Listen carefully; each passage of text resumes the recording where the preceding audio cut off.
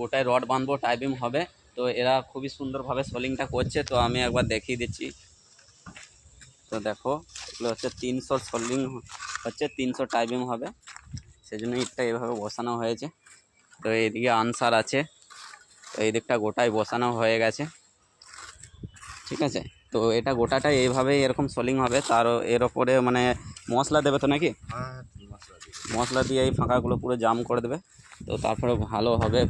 আর এদিকটা গোটায় বাকি আছে, পুরো মাটির ওপরে ছাই ফেলতে বাকি আছে।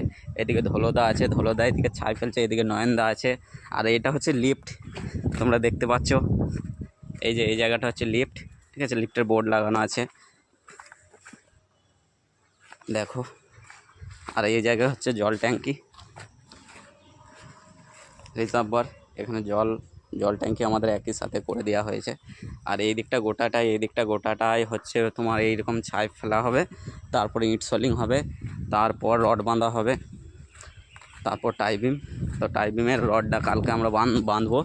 এখন রডটা বানানো হচ্ছে মাপ নেওয়ার পর।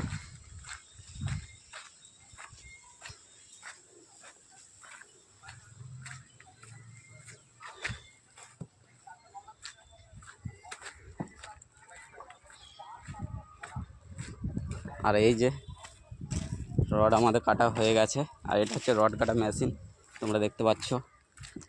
আর এই রডগুলো আমরা বানিয়ে নিয়েছি, এই দেখো। তো এই রডগুলো আমরা বানিয়ে নিয়েছি। এটা হচ্ছে আমাদের টেবিল, তো এই টেবিলে এই রডগুলো ব্যান্ড করা হয়। এই যে এলগুলো দেখতে পাচ্ছ দুদিকে, এই রডগুলো এখানে ব্যান্ড করা হচ্ছে।